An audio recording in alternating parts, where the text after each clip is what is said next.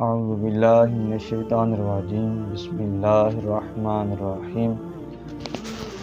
ظاہر رمضان کے ساتھ حاضر خدمت ہوں۔ آج کا ہمارا موضوع ہے شہادت حضرت علی المرتضیٰ شیر خدا رضی اللہ تعالی عنہ۔ میسر کسی کو ہوئی نہ یہ سعادت، میسر ہوئی کسی کو ہوئی نہ یہ سعادت، کعبے میں ولادت مسجد میں شہادت۔ حضرت علی المرتضیٰ شیر خدا رضی اللہ تعالی عنہ داماد رسول آپ کو 19 رمضان المبارک کو مسجد کے اندر آپ پر حملہ ہوا، ضرب لگائی گئی، اور 21 رمضان المبارک آپ کا یوم شہادت ہے۔ آپ رضی اللہ تعالی عنہ کو یہ سعادت حاصل ہے کہ آپ کی ولادت باسعادت کعبۃ اللہ کے اندر ہوئی۔ آپ کی کنیت ابو الحسن اور ابو تراب ہے۔ اسی طرح آپ نے 9 سال کی عمر میں یعنی بچوں میں سب سے پہلے مشرف باسلام ہوئے اور حضور کے زیر کفالت رہے۔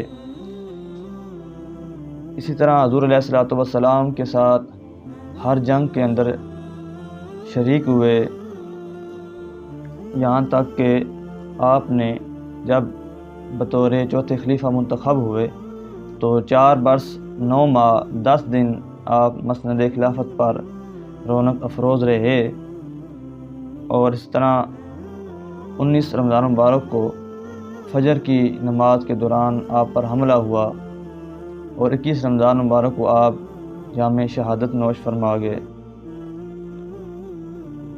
اعظم یہ مغفرت کی سند ہے ہمارے پاس، اعظم یہ مغفرت کی سند ہے ہمارے پاس، ہم ہیں علی کے اور ہمارا علی علی اہل نظر کی آنکھ کا تارا، علی علی اہل وفا کے دل کا سہارا، علی علی۔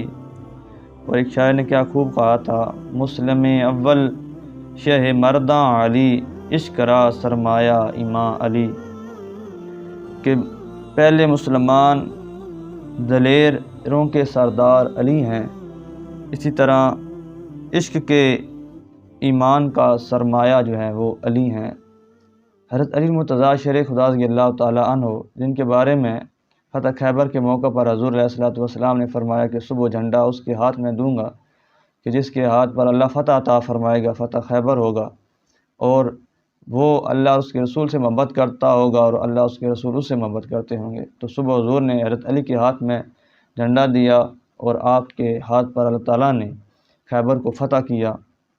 حضور نے غدیر خم کے موقع پر کہا، من کنت مولا ہو فہذا علی مولا، کہ جس کا میں آقا ہوں، علی اس کا آقا ہے، اس کا دوست ہے، اس کا مددگار ہے۔ حضور نے ارشاد فرمایا کہ علی کے چہرے کو دیکھنا بھی عبادت ہے۔ تو ذہنوں میں یہ سوال پیدا ہو سکتا تھا کہ دیکھنا عبادت ہے، اب ہم نہیں دیکھ سکتے تو ہمارے لیے یہ عبادت، اس سے سعادت حاصل کرنا کیسے ممکن ہوگا؟ تو حضور نے اس دروازے کو، اس سوال کو بھی بند کر دیا، فرمایا کہ علی کا ذکر کرنا بھی عبادت ہے۔ اسی طرح ایک مقام پر حضور علیہ الصلوۃ والسلام نے ارشاد فرمایا کہ علی مجھ سے ہیں، میں علی سے ہوں، اور وہ ہر مومن کے ولی یعنی مددگار ہیں۔ حضور علیہ الصلوۃ والسلام نے بہت سارے مقام پر آپ کی فضیلت کو بیان فرمایا۔ حضرت علی کی یہ کرامت ہے کہ آپ سواری کے ایک رکاب میں پاؤں رکھتے تو دوسری رکاب میں پاؤں رکھنے سے پہلے پورے قرآن کی تلاوت فرما دیتے۔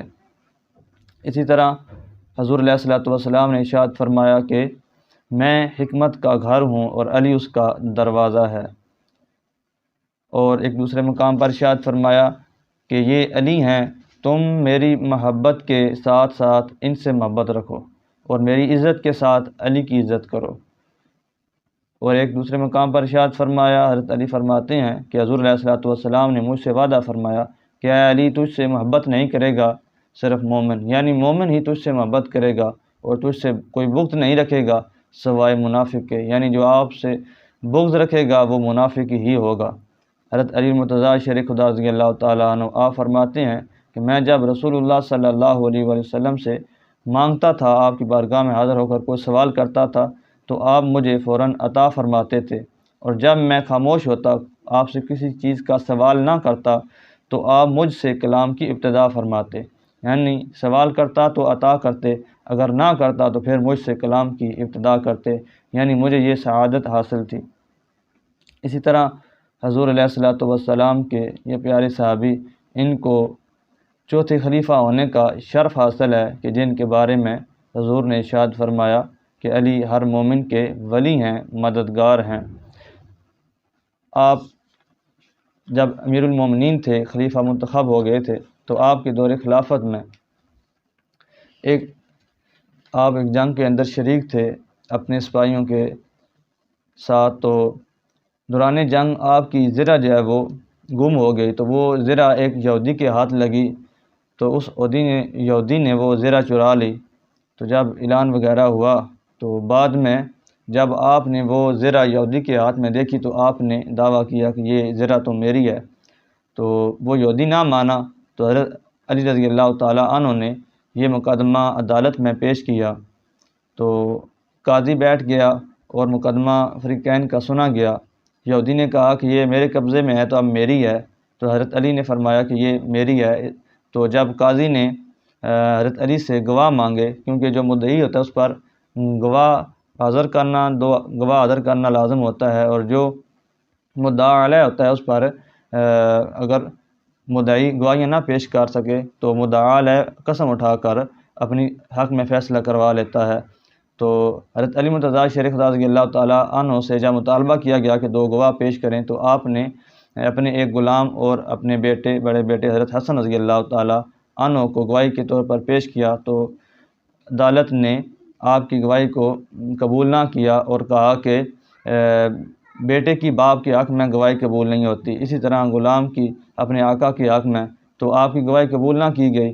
تو اس یہودی جو تھا اس نے قسم اٹھا کر فیصلہ جو ہے وہ اپنے حق میں لے لیا، اور اس طرح حضور علیہ الصلوۃ والسلام کہ یہ پیارے صحابی حضرت علی مرتضیٰ شیخ خدا رضی اللہ تعالیٰ عنہ آپ کے حق میں فیصلہ نہ ہوا، وہ زرہ یہودی کو دے دی گئی۔ تو جب یہودی نے یہ اس طرح معاملہ دیکھا، اس طرح اس نے سلوک دیکھا کہ یہ مسلمانوں کے امیر المومنین ہیں، ان کے حق میں فیصلہ نہیں کیا گیا، یہ ان کا دین درس دیتا ہے، عدل و انصاف کا درس دیتا ہے، تو اس قدر وہ متاثر ہوا عدالت کے فیصلے سے۔ اس نے کہا نہیں میں تو اب گواہی دیتا ہوں، میں حال دل سے کہتا ہوں کہ اللہ وحدہ لا شریک ہے، محمد صلی اللہ علیہ وسلم اللہ کے پیارے رسول ہیں، اور یہی دین سچا دین ہے۔ تو یہ اس قدر اس فیصلے سے وہ متاثر ہوا یہودی، اس نے کہا کہ یہ زرہ تو میری ہے ہی نہیں، میں نے تو ویسے کہا تھا۔ تو زرہ بھی واپس کی، تو اور فوراً اسی وقت متاثر ہو کر دار اسلام میں داخل ہو گیا، کلمہ پڑھ لیا۔ تو اس پر حضرت علی مرتضیٰ شیخ خدا رضی اللہ تعالیٰ عنہ نے اسے انعام عطا فرمایا کہ یہ زرہ بھی اسے ہی دے دی، اور اسے ساتھ ایک گھوڑا بھی بطور انعام اسے عطا کیا۔ تو اس واقعے سے ہمیں پتہ چلتا ہے کہ اسلام اپنے عدل و انصاف کے ساتھ بھی پھیلا ہے۔ ہمیں بھی اپنی زندگی میں عدل اور انصاف سے کہیں ایسا موقع آ جائے زندگی میں کہ ہمیں کہیں فیصلہ کرنا پڑ جائے، تو ہمیں عدل اور انصاف کے ترازو کو نہیں چھوڑنا چاہیے۔